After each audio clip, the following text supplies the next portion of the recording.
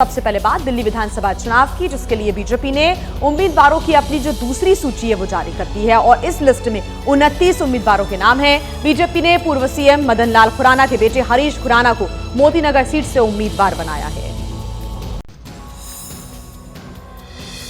29 उम्मीदवारों की दूसरी लिस्ट में बीजेपी ने कपिल मिश्रा को करावल नगर सीट से उम्मीदवार बनाया। इस सीट से बीजेपी ने अपने मौजूदा विधायक मोहन सिंह बिष्ट का टिकट काट दिया। कपिल मिश्रा इस सीट से आम आदमी पार्टी के टिकट पर विधायक रह चुके। कपिल मिश्रा ने उम्मीदवार बनाए जाने पर बीजेपी आलाकमान का आभार जताया है। बहुत ज्यादा आभार प्रधानमंत्री मोदी जी के। प्रचंड विजय भारतीय जनता पार्टी की, इस बार भगवा लहराएगा दिल्ली की विधानसभा में। बीजेपी ने नरेला से राजकरण खत्री, तिमारपुर से सूर्य प्रकाश खत्री, मुंडका सीट से गजेंद्र दलाल, किरारी से बजरंग शुक्ला, सुल्तानपुर माजरा से करम सिंह कर्मा, सदर बाजार से मनोज कुमार जिंदल, चांदनी चौक से सतीश जैन, हरिनगर से श्याम शर्मा, विकासपुरी से पंकज कुमार सिंह, उत्तम नगर से पवन शर्मा को टिकट दिया है। बीजेपी ने दिल्ली के मुख्यमंत्री रहे मदन लाल खुराना के बेटे हरीश खुराना को मोतीनगर सीट से टिकट दिया है। दिल्ली का विकास 10 साल से ठप हुआ पड़ा है। 8 तारीख को जब शपथ लेगा मुख्यमंत्री भारतीय जनता पार्टी का, तो चहुमुखी विकास दिल्ली का होगा।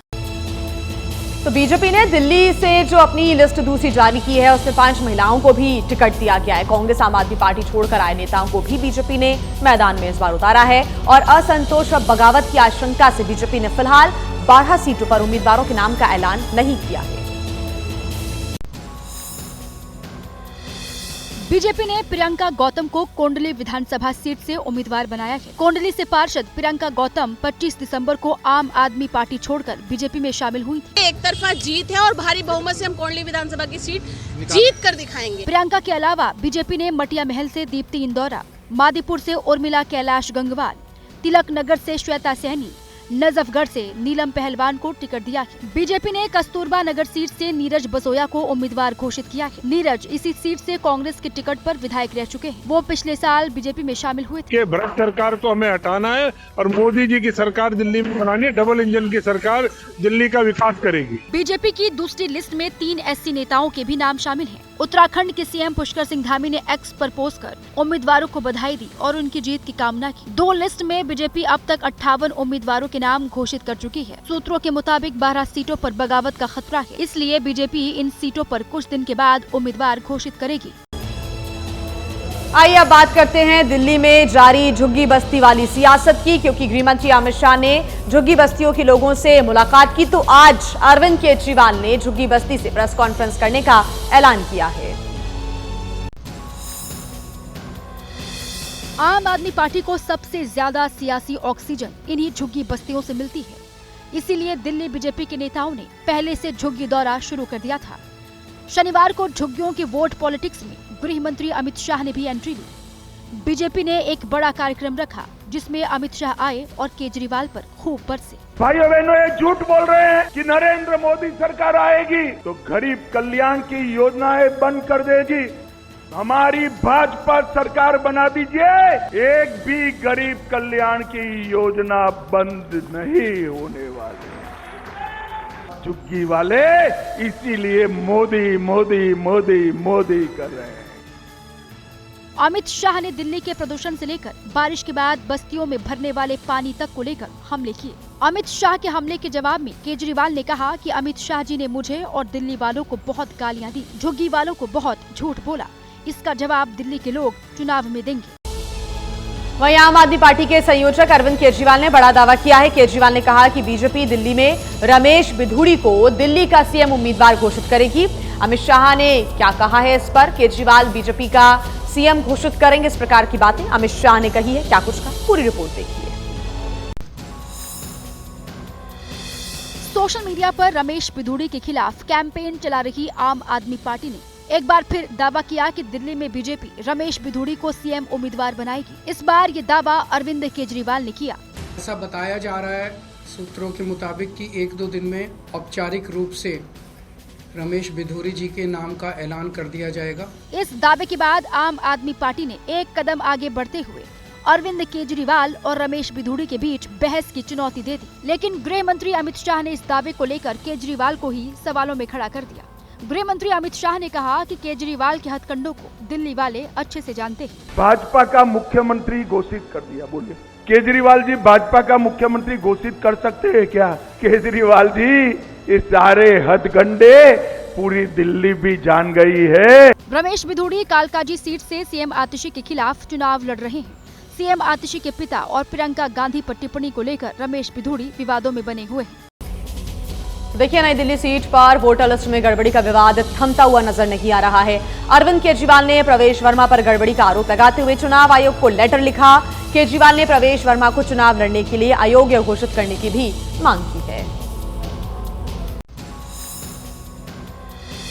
नई दिल्ली सीट पर कड़े मुकाबले में फंसे अरविंद केजरीवाल लगातार वोटर लिस्ट में गड़बड़ी की शिकायत कर रहे हैं। आम आदमी पार्टी ने एक के बाद एक पोस्ट पर गड़बड़ी की बातें दोहराई। आम आदमी पार्टी ने आरोप लगाया कि चुनाव आयोग की नाक के नीचे बीजेपी के दिग्गज फर्जी वोट बनवा रहे हैं। अरविंद केजरीवाल ने चुनाव आयोग को चिट्ठी लिखी और नई दिल्ली सीट से बीजेपी उम्मीदवार प्रवेश वर्मा पर फर्जी वोट बनवाने का आरोप लगाया। केजरीवाल ने चुनाव आयोग से प्रवेश वर्मा को अयोग्य घोषित करने की मांग की। गाली गलौज पार्टी के कई सांसदों के घरों से 20 नए वोट बनाने की एप्लीकेशन फाइल की गई है। अरविंद केजरीवाल ने आरोप लगाया था कि नई दिल्ली सीट पर करीब 5000 वोट काट दिए गए और 13000 नए वोट जोड़ दिए गए। नए वोटर्स के जोड़े जाने को अरविंद केजरीवाल बीजेपी की साजिश बता रहे हैं। वहीं जवाब में बीजेपी ने आम आदमी पार्टी पर संगीन आरोप जड़ दिए। इनको एहसास हो गया है कि हमारी विदाई तय है और दिल्ली की जनता ने अब इनको कार दिया है। यही साफ दिखता है इनके भाषण में।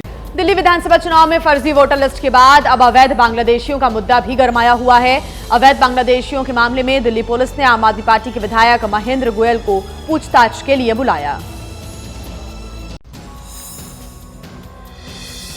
दिल्ली पुलिस ने आम आदमी पार्टी के विधायक महेंद्र गोयल को पूछताछ के लिए बुलाया था, लेकिन वो नहीं पहुंचे। सूत्रों के मुताबिक पुलिस जब उनके घर पहुंची तब भी वो घर पर नहीं थे। इस बीच उन्होंने एबीपी न्यूज के कैमरे के आगे बीजेपी पर बड़े आरोप लगाए। देश के गृह मंत्री की मिली भगत है। मैं पूछना चाहूंगा, 10 साल से आपकी सरकार है केंद्र के अंदर, आपने दिल्ली से कितने बांग्लादेशियों को बाहर निकाला है? दरअसल दिल्ली पुलिस ने चंद दिन पहले बांग्लादेशी घुसपैठियों के खिलाफ अभियान चलाया था। इसमें पकड़े गए कुछ बांग्लादेशियों के पास से फर्जी दस्तावेज मिले थे।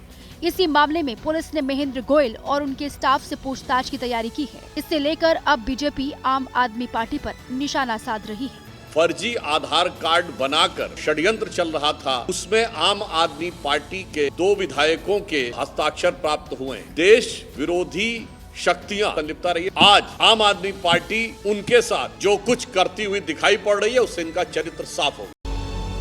बात महाराष्ट्र की, जहां पर आज बीजेपी अध्यक्ष जेपी नड्डा और गृह मंत्री अमित शाह बीजेपी के महाविजय 3.0 अभियान की शुरुआत करने जा रहे हैं। अभियान के तहत बीजेपी ने नगर निकाय चुनाव में जीत का लक्ष्य रखा है। शिरनी में महाराष्ट्र प्रदेश बीजेपी कार्यकारिणी की बैठक में आज जेपी नड्डा और अमित शाह महाविजय अभियान 3.0 की शुरुआत करेंगे। सूबे में सरकार बनाने के बाद अब बीजेपी का फोकस नगर निकाय पर है। महाविजय 3.0 अभियान के तहत बीजेपी का लक्ष्य सूबे में 27 नगर निगम में विधानसभा चुनाव वाला प्रदर्शन दोहराना और अपनी मौजूदगी को और मजबूत करना है। शिरनी में हो रही बैठक में आज सीएम देवेंद्र फडणवीस विधानसभा चुनावों में जीत के लिए महाराष्ट्र के लोगों को बधाई देने के लिए प्रस्ताव पेश करेंगे। उसके बाद गृह मंत्री अमित शाह का भाषण होगा। बीजेपी ने निकाय चुनाव महायुति के साथ मिलकर लड़ने का ऐलान किया है। इस बीच नगर निगम चुनाव को लेकर महाराष्ट्र विकास अघाड़ी में फूट पड़ती दिख रही है। बीएमसी में ताकतवर रहे उद्धव गुट के नेता कह रहे हैं कि निकाय चुनाव पार्टी अकेले ही लड़ेगी। बहुत से कार्यकर्ताओं का उनकी जो इच्छा रहती है लड़ने की, वो पूरी नहीं कर सकते। चाहे महानगर पालिका हो, हम नागपुर में भी अपने बल पर लड़ेंगे और मुंबई में भी लड़ेंगे, सभी जगह। वहीं देखिए, महाकुंभ की शुरुआत होने जा रही है, लेकिन शुरुआत से पहले नया सियासी विवाद भी शुरू हो गया है। ये विवाद प्रयागराज मेला क्षेत्र में समाजवादी पार्टी के संस्थापक मुलायम सिंह की मूर्ति लगाने पर हुआ। समाजवादी पार्टी के नेता मुलायम सिंह की मूर्ति की पूजा कर रहे हैं, तो वहीं बीजेपी नेताओं ने मुलायम की मूर्ति लगाए जाने पर कई सवाल खड़े कर दिए हैं। मेला क्षेत्र में लगी मुलायम सिंह यादव की 3 फीट ऊंची मूर्ति को कांसे से तैयार किया गया है। महाकुंभ क्षेत्र के सेक्टर 16 में ये मूर्ति लगाई गई है। समाजवादी पार्टी के नेताओं ने महाकुंभ में मुलायम सिंह यादव स्मृति सेवा संस्थान के नाम से एक कैंप बनाया है। उसी कैंप में मुलायम सिंह यादव की मूर्ति लगाई गई है। मुलायम सिंह यादव जी की मूर्ति लगी है, क्या कहना है? माननीय नेताजी श्रद्धेय धरती पुत्र माननीय मुलायम सिंह यादव जी हम लोगों के लिए भगवान हैं। जो हमारा पीढ़ी है उसके ये भगवान हैं। गोली राम भक्तों पर नहीं चलाई गई थी। संवैधानिक व्यवस्था को बचाए रखने के लिए मजबूरन ने कार्रवाई करनी पड़ी होगी। महाकुंभ क्षेत्र में मुलायम सिंह यादव की मूर्ति लगाए जाने पर बीजेपी नेता ऐतराज जता रहे हैं। बीजेपी का कहना है कि समाजवादी पार्टी आस्था के मेले को सियासी मेला बना रही है। महाकुंभ में आए संतों ने भी मुलायम सिंह यादव की मूर्ति लगाए जाने का विरोध किया है। महाकुंभ में मुलायम सिंह यादव की मूर्ति लगाई जा रही है। कोई रावण मानसिकता के लोग हैं तो उसमें मैं कोई कमेंट नहीं कर सकता। आइए आगे बढ़ते हुए बात कर लेते हैं छत्तीसगढ़ की, जहां पर एक वीडियो से जुड़ा विवाद थाने पहुंच गया है। इस वीडियो में सीएम विष्णुदेव साय को राम बताया गया है तो पूर्व सीएम भूपेश बघेल को रावण दिखाया गया। वीडियो सोशल मीडिया पर वायरल हुआ तो कांग्रेस नेता शिकायत करने के लिए थाने पहुंच गए।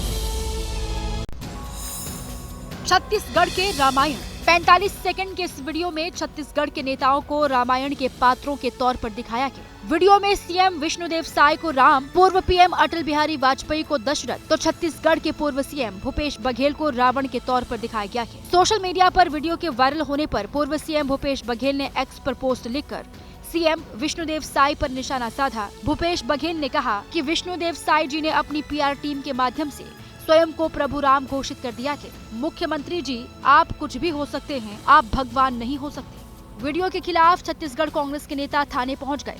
कांग्रेस नेताओं ने वीडियो को धार्मिक भावनाओं को ठेस पहुंचाने वाला बताया और पुलिस में शिकायत दर्ज कराई। वहीं बीजेपी नेताओं ने कहा कि छत्तीसगढ़ में भूपेश बघेल का शासन रावण राज ही था, इसलिए चुनाव में कांग्रेस पार्टी की हार हुई।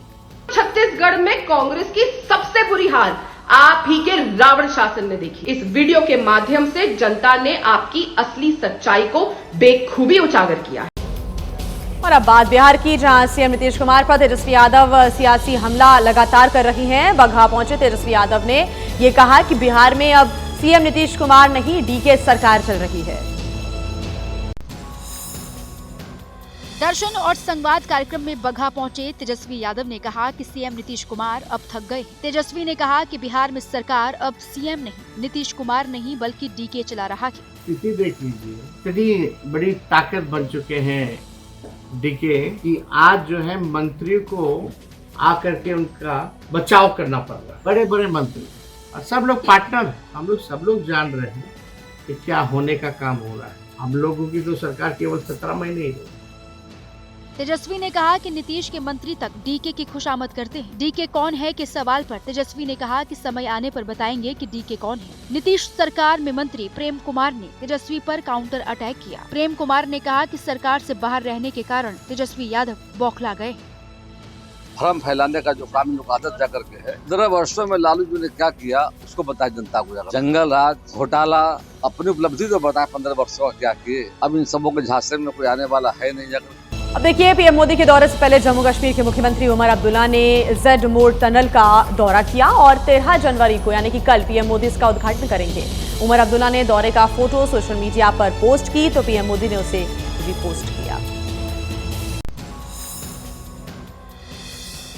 गांदरबल के गगनगीर और सोनमर्ग को जोड़ने वाला जेड मोड़ सुरंग का यह आसमानी नजारा है।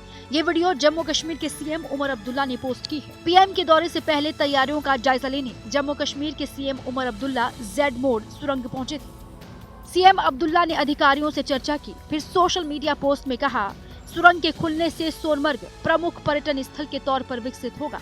उमर अब्दुल्ला की पोस्ट को पीएम मोदी ने रिपोस्ट किया। पीएम ने अपनी पोस्ट में कहा कि मुझे जम्मू कश्मीर दौरे का इंतजार है। पीएम ने उमर अब्दुल्ला की तरफ से पोस्ट की गई तस्वीरों और वीडियो की तारीफ की। 2400 करोड़ की लागत से बनी सुरंग का उद्घाटन 13 जनवरी को पीएम मोदी करेंगे। 6.5 किलोमीटर लंबी सुरंग से 2 लेन की सड़क गुजरती है। इस सुरंग का निर्माण 2018 में शुरू हुआ था। जेड मोड़ सुरंग बनने से यहाँ हर मौसम में कनेक्टिविटी रहेगी। 6.5 किलोमीटर लंबी सुरंग का सफर महज 15 मिनट में पूरा होगा।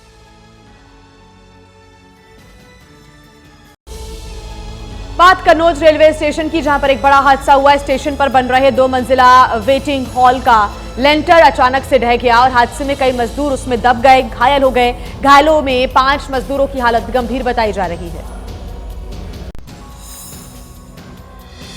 कन्नौज में हादसा कैसे हुआ, ये सीसीटीवी फुटेज में दिख रहा है। एक मजदूर नीचे काम कर रहा है, मजदूर हाथ में एक लंबी बल्ली लेकर छत के नीचे पहुंचता है। इसी दौरान बल्ली टकराने से शटरिंग खिसक जाती है और बांस बल्लियों के साथ लिंटर नीचे गिर जाता है। हादसे के बाद भगदड़ मच गई। मलबे में 30 से ज्यादा मजदूर दब गए। आनंद फानन में रेस्क्यू ऑपरेशन शुरू किया। सीएम योगी ने आला अफसरों को मौके पर पहुंचने के निर्देश दिए। रेस्क्यू ऑपरेशन के लिए इटावा और लखनऊ से एसडीआरएफ की टीम कन्नौज पहुंची। रेलवे की रेस्क्यू टीम ने भी मौके पर पहुंचकर कमान संभाली। रेस्क्यू ऑपरेशन में निकाले गए घायलों को जिला अस्पताल पहुंचाया। पर जाते ही घर एकदम धमाका हुआ और हम एकदम से कूद के भागे और मैंने जब पीछे देखा तो हमने कहा कितने लोग मर गए। 5 घायलों को प्राथमिक उपचार देकर छोड़ दिया गया। वहीं 5 घायलों की हालत नाजुक बनी हुई है। उन्हें इलाज के लिए राजकीय मेडिकल कॉलेज तिरवा भेज दिया गया है। जो लोग बरामद हुए हैं उनसे भी हम लोग बातचीत कर रहे हैं ताकि स्पष्ट हो सके कि सब लोग निकल आए या कोई मिसिंग है। वहीं रेलवे ने कन्नौज हादसे की जांच के आदेश भी दे दिए हैं। जांच के लिए रेलवे ने 3 सदस्यों की कमेटी बनाई है। अखिलेश यादव ने कन्नौज हादसे को लेकर सरकार पर निशाना साधा है।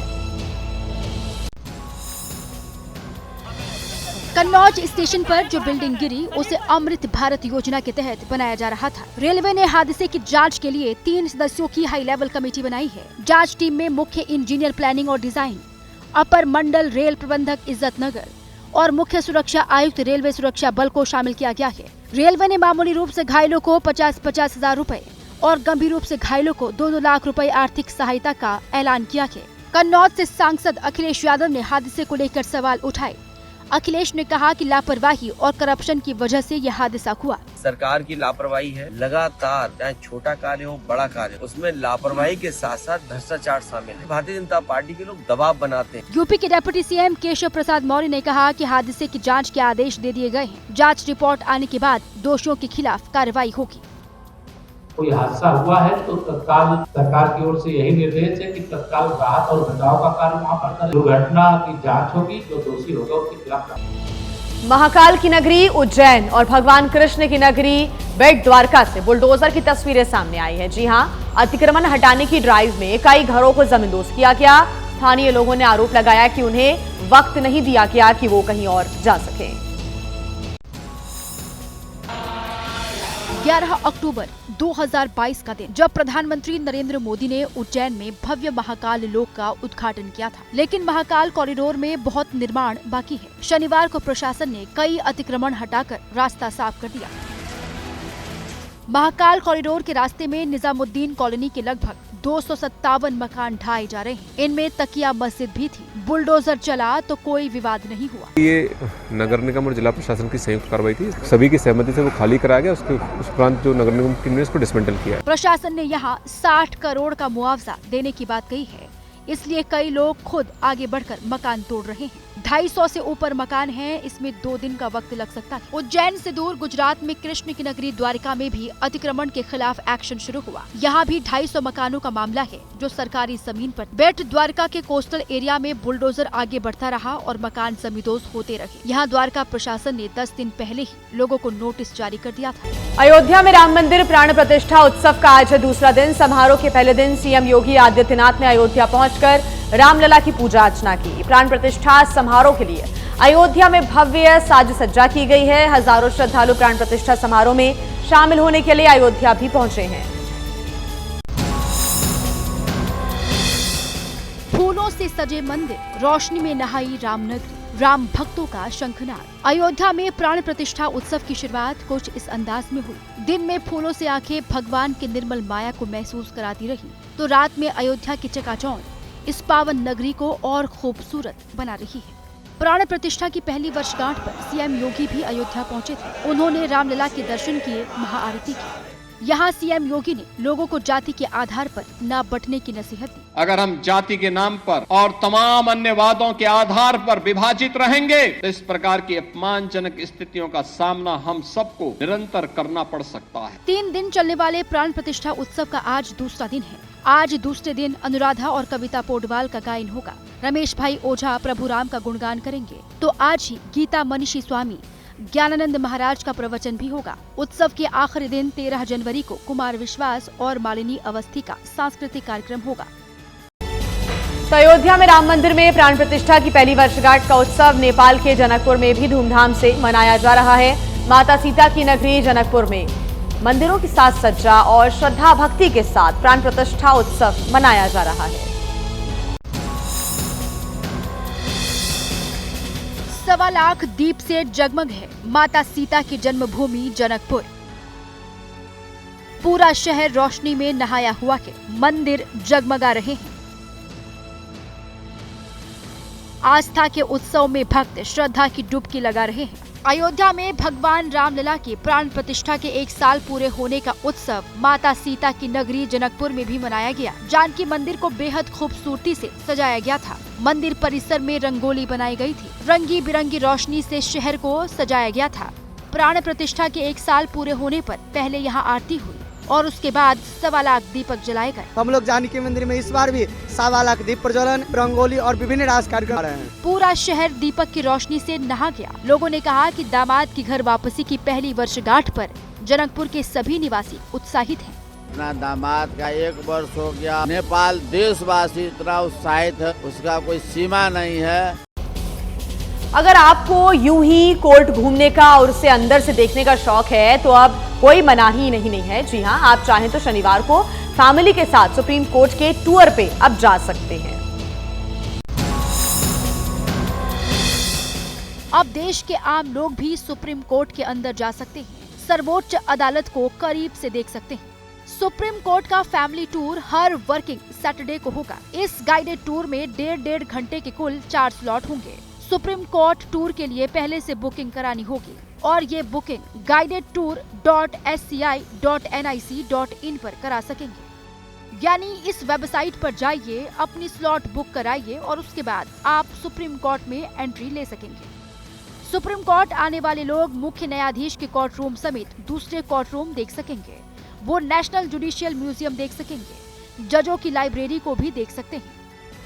लेकिन आप भूल न जाएं, इसलिए अभी से आपको बता दें कि सुप्रीम कोर्ट में सेल्फी लेने के मूड से मत जाइएगा, क्योंकि मोबाइल फोन पर बैन रहेगा। सुप्रीम कोर्ट की ये गाइडेड यात्रा 2018 से ही चल रही है। तब से लेकर अब तक 296 गाइडेड टूर हो चुके हैं।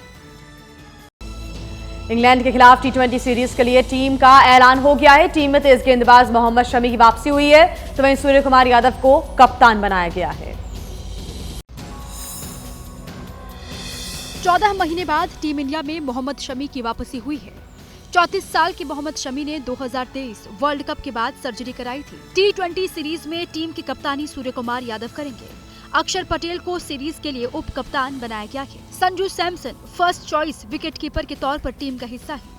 दूसरे विकेटकीपर के तौर पर ध्रुव जुरैल को चुना गया है।